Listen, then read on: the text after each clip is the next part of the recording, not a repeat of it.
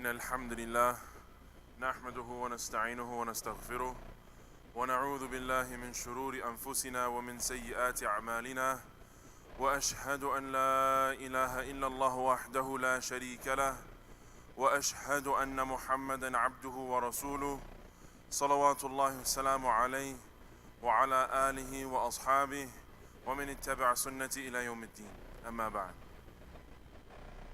Brothers and sisters, in Islam, we have 4 sacred months. And these 4 sacred months existed prior to the coming of the Prophet ﷺ with the Risala, with the message. Prior to Islam in the time of Jahiliyyah, these 4 months were months in which no bloodshed could be shed. No blood could be shed, no wars could be engaged in, and they were sacred months. They were supposed to be peaceful months that everyone stopped doing anything other than focusing on what they were supposed to do. And after the Prophet ﷺ came with the message, he kept these 4 months: Rajab, Dhul Qa'dah, Dhul Hijjah, and Muharram. And we are currently in the very early days of Muharram. And this month there have been many momentous things throughout our history and tradition as Muslims. First was one that we mentioned last week, the story of Prophet Noah alayhi salam. May the peace and blessings of Allah subhanahu wa ta'ala be upon him, when the ark embarked upon the Mount of Judy. And then we have also the killing of the grandson of the Prophet ﷺ, Al-Hussein. We have the murder of Umar ibn Khattab. But one of the most important and major events that signifies this month of Muharram as a sacred month for us as Muslims is the exodus of Musa alayhi salam, of Moses, and the freeing of the Israelites from Pharaoh and his people. And before we talk about the exodus, when the Israelites escaped from Egypt and the splitting of the sea, let's look at the story and understand how this was such an impactful day. Prophet Musa alayhi salam was born in a time in which the Israelites no longer had any authority or force as they once had. The Israelites came into Egypt through Prophet Yusuf alayhi salam. And at one time they had authority in the lands. But as time passed along, the Pharaonic people, they became the rulers. And the Pharaoh was the one who dictated things. But in the very year in which Prophet Musa alayhi salam was born, he had a dream. Perhaps not in that year, but he had a dream that there are 2 narrations. One of which is that his entire ummah, his entire nation will be set ablaze and everything will perish except for the Israelites. In another narration, his crown will be destroyed by the hand of an Israelite boy. So Pharaoh went on a campaign to kill all of the Israelite children, firstborns. And the economists at that time told him, if you kill all the children, then we won't have workers to do the slave work that we would like. So then he changed. He went from killing people every single day, the firstborn every single year, to then killing the firstborn son every other year. Now the brother of Prophet Musa alayhi salam, Harun, was born in a year where there wasn't killing. But Musa alayhi salam, Moses, was born in a year in which the firstborn sons were killed. And this brought a lot of anxiety and distress to the mother of Musa alayhi salam. She feared for the life of her son. So she began to suckle him in private and in secret, trying to just take care of her son. But then Allah subhanahu wa ta'ala inspired in her that it was no longer safe for her to suckle her son in privacy. And what she should do is take a boat, a small boat, put her son in it, and then put him into the river. Now obviously for a mother this is not an easy task, having your newborn infant son to put him in a boat and then put him on a river. There are rapids, there are waves, there are winds, there are many things that could happen. So Musa's mother told her daughter to follow the boat to see what happens. And as we all know, the story is that the boat in which Musa was in arrived at the house of Pharaoh himself. But Musa's sister saw the wife of Pharaoh take in this boat and then tell Pharaoh that we should raise him as our son. Allah subhanahu wa ta'ala protected Musa alayhi salam in many ways in which he had no control over, or even so that his mother had no control over. Allah subhanahu wa ta'ala literally told her to relinquish all control over this baby and put him in Allah subhanahu wa ta'ala's control. To put him in the river, something that we just said is something we don't control, something that is beyond any effort that we can have any effect on, and relinquish this totally to Allah subhanahu wa ta'ala. And then Pharaoh himself, who wanted to destroy all these firstborn sons, who wanted to kill all of these Israelite babies, found himself with Musa at his hands. And then Musa grows up in his house, being taken care of by Pharaoh himself. And so, as time goes on, Musa grows up to be a very righteous man, a very righteous and man who wanted justice for everyone. And as a young adult, he came across an Israelite man who was fighting with an Egyptian man. And the Israelite man asked for him to intervene. He asked for him to come on his behalf, but this wasn't the job of Musa. Musa tried to bring about peace in the situation, but things came out of hand, and in defense, Musa struck this man. But with this one-hit knockout, the man fell to the ground and died. So, fearing for his own life, Musa fled from Egypt and found himself in Midian, or right outside of Midian, the town in which is in northern Saudi Arabia. And he came to a watering well where he found all of the people grazing their animals in this watering well, but he noticed that there were two young girls behind who wouldn't water their animals. So, being someone who's about justice, being someone who's trying to help other people and serve, he goes up to them and asks them, first and foremost, why are you watering your animals? This is not something that typically in their time women did. And they informed him that our father is elderly and this is something that we have to do. And then he said, well, why have you not gone up with everyone else? They said, this is not befitting for us. So the chivalrous nature of Musa alayhi salam took these animals and watered them for him. And this act of service, this sincere act of service, brought for him, not knowing that he was serving the daughters of the Prophet Shu'aib. And from this, he ended up serving Shu'aib and being in a mentorship relationship under Shu'aib. And then at the end of the day, he married one of these women. Just by his sincerity, just by trying to serve for Allah subhanahu wa ta'ala's sake and his sake alone. After being in his apprenticeship, after serving under Shu'aib and cultivating the people, time goes on and Allah subhanahu wa ta'ala reveals to him revelation. He tells him, now it is time you will be a prophet. And in summarizing this story, Prophet Musa alayhi salam asked Allah subhanahu wa ta'ala to not leave him alone in this truly epic task. Do not leave him alone, but give him his brother Harun, Aaron, to be his minister and his aid in this effect, so that they can serve sincerely for his sake, and so that they can worship Allah subhanahu wa ta'ala together.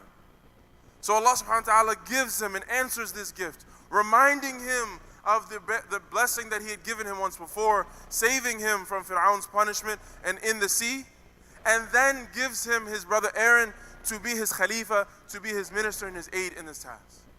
So the two of them embark on this journey to call Pharaoh and his people to the worship of God and God alone. And this we're talking about not just a simple task. I'm going to go to City Hall and tell them that I need them to change this bill number XYZ, and I'm going to do that. We're talking about two men going up against the strongest socially and economically of the time.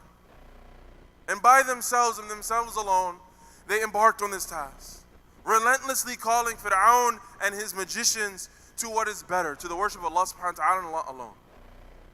And as time goes on, Allah subhanahu wa ta'ala again tells him that no longer will you be able to call them, and you and your people will now be in a state that is dangerous for your own physical safety. So you should flee at night and save yourselves. So Musa gathers up the Israelites and they flee from Egypt and they find themselves at the Red Sea. They find themselves at the sea and they are trapped with Pharaoh and his people right on their tail. So Allah subhanahu wa ta'ala doesn't leave them.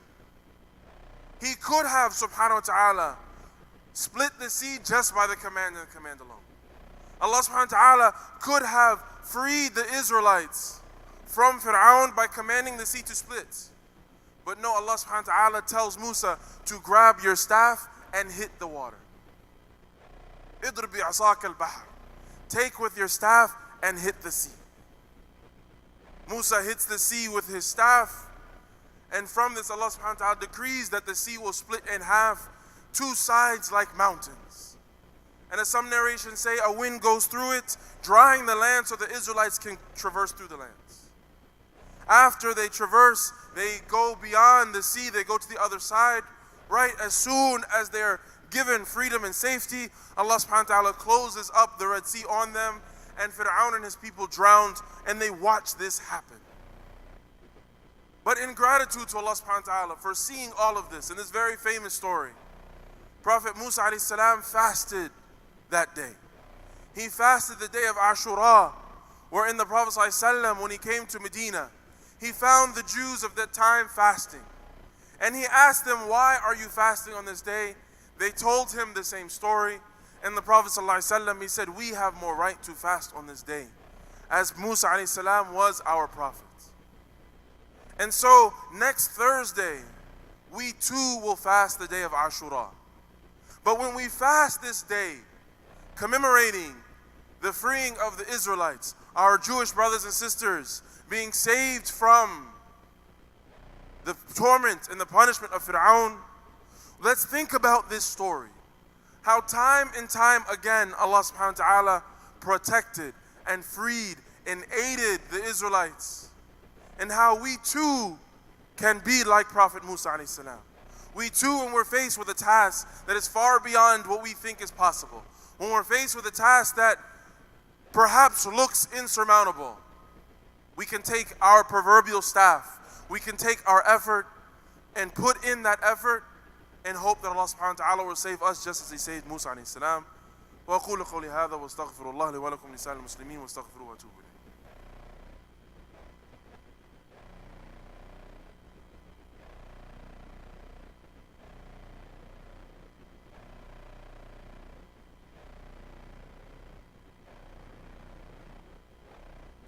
بسم الله الحمد لله وحده والصلاة والسلام على من لا نبي بعده. Brothers and sisters, I didn't tell you this story for me to just merely tell you a story. There's no benefit in you listening to me speak if we don't think about the merits and the ethics and the benefits that we can draw and withdraw from this story. First and foremost, Musa alayhi salam was saved by Allah subhanahu wa ta'ala, and that Allah subhanahu wa ta'ala is the controller of all affairs. No matter what things may seem to be, Allah controls all things. And this was something that Allah instilled in Musa alayhi salam and his family from day one.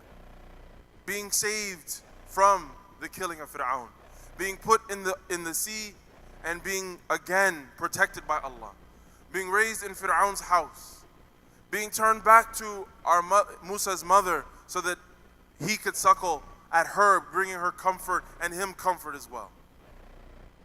But also we have to know that we have to stand up for what is right.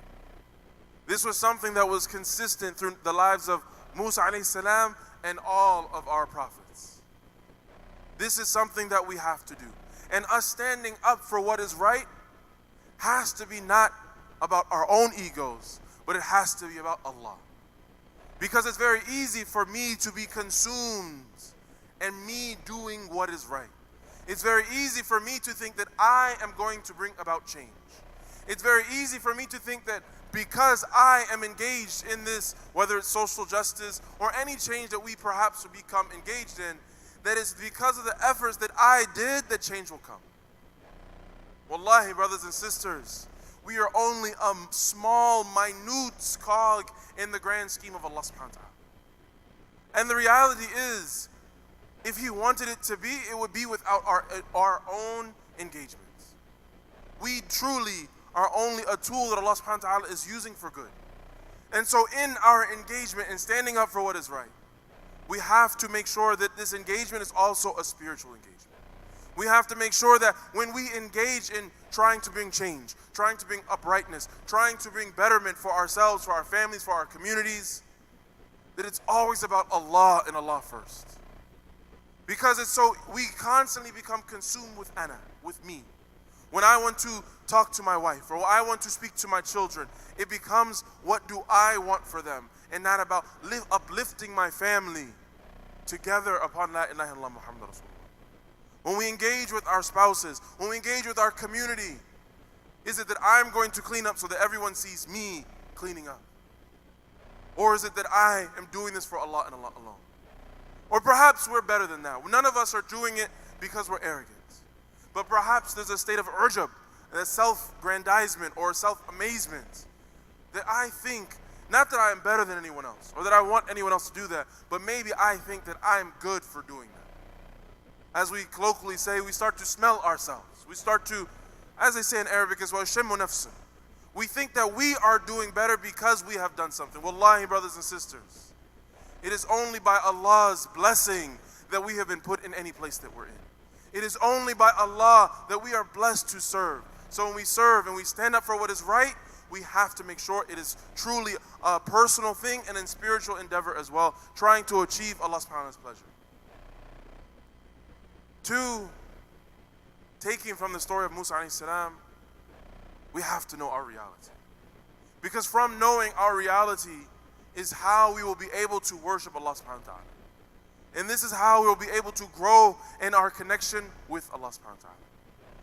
And so we have to know what I actually have the capability to change. And I have to know, is this change in the grand scheme of things going to be good for myself and for others?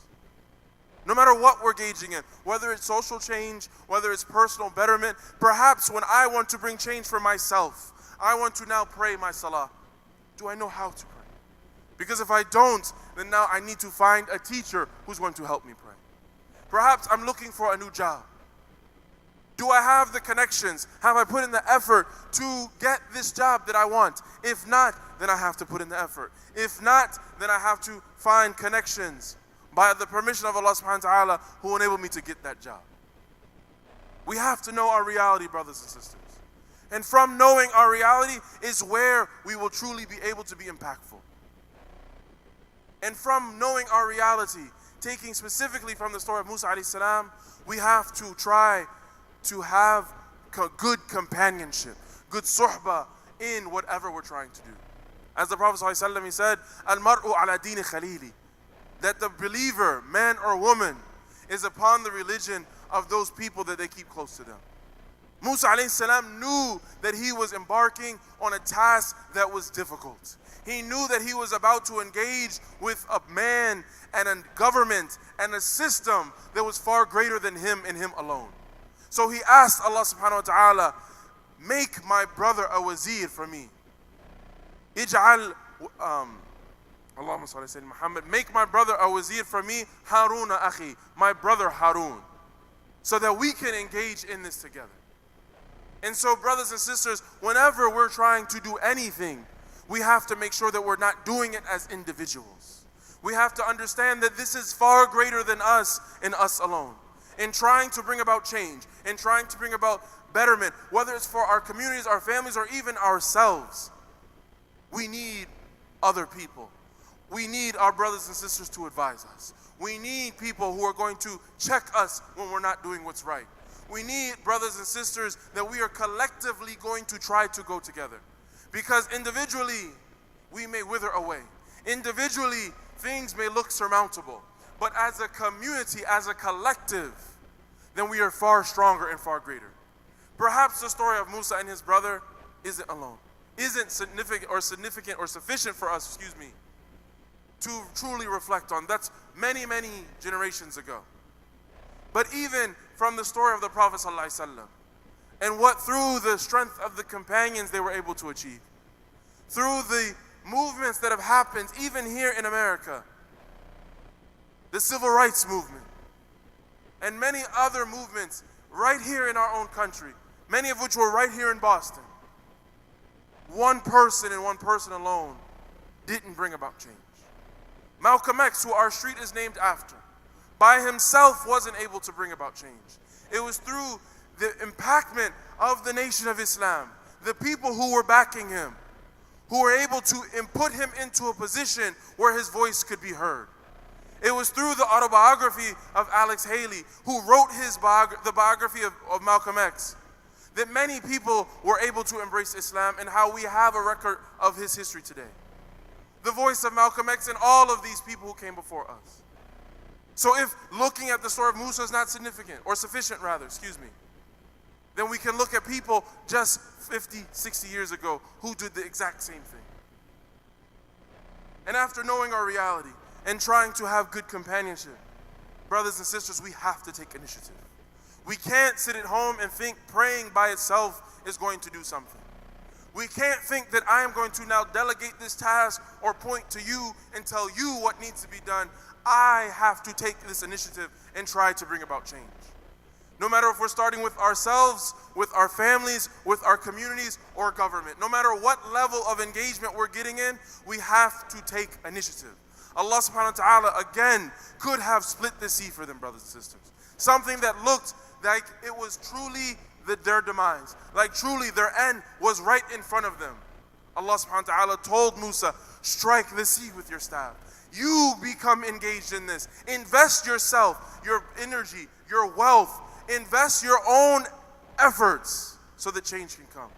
And when he did this, look at what came from it. By engaging and investing himself, by putting his own efforts in this, putting himself literally on the line, Allah subhanahu wa ta'ala split the sea, and they were able to go from one side to the next. So brothers and sisters, no matter what level of change we're trying to bring, because as Muslims we are constantly striving for betterment. We can't become people who become complacent in our situations.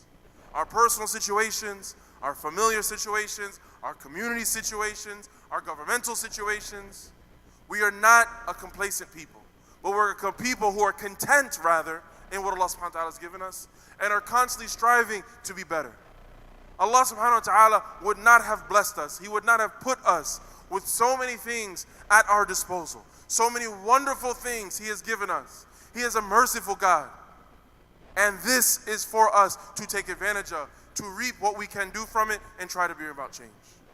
So we ask Allah subhanahu wa ta'ala to give us the faith and the belief like He gave Musa. To allow us to be a people of strength. To allow us to be a people who try to bring about change and stand up for what is right, no matter what it may be. We ask Allah subhanahu wa ta'ala to put in us the contentment and the serenity that He put in the heart of Musa alayhi salam's mother when Musa returned back to her. May Allah subhanahu wa ta'ala allow us to have trust and faith in Him, that we are able to give up no matter what it may be for His sake and His sake alone. We are able to sacrifice ourselves, our wealth, our families for that which is correct and what is going to earn Allah subhanahu wa ta'ala's pleasure. May Allah subhanahu wa ta'ala give us the strength, give us the energy, the forbearance to continue on in our journeys, the strength to continue on strong and for His sake. May Allah subhanahu wa ta'ala never let us think that we are not sufficient or significant or worthy of achieving greatness. May Allah never trick us. May Allah never let us trick ourselves rather, or shaitan to whisper to us to think that we aren't worthy of gracious. Brothers and sisters, we're worthy of becoming great. We have to put in the effort. So Ya Allah, give us the strength, give us the forbearance. Ya Allah, raise us if we feel down to worship You sincerely and humbly for Your sake, and allow us to constantly strive to earn Your pleasure no matter what we may be up against. We ask You, Ya Allah, to aid us when we are in down, to aid us when things look like there is no hope on the horizon. give us the strength to take initiative to help our brothers and sisters in society. And we ask you, Ya Allah, to help us and help all of us in our society. Ya Allah, we have brothers and sisters right here to the north of us who from a gas explosion, their houses were burned and everything was taken from them. Ya Allah, give them patience. Allow them to become closer to you in this travesty. Ya Allah, allow us to aid them, whether through dua or our own physical aid that we can do. Ya Allah, put in them patience of Musa. Allow them to have that strength so that in this time they're able to worship you and get closer to you. And if they don't know who you is, Ya Allah, allow them to find through this you so they can worship you for your sake and your sake alone. وأقول قولي هذا واستغفر الله لي ولكم لسائر المسلمين واستغفروه واتوبوا إليه.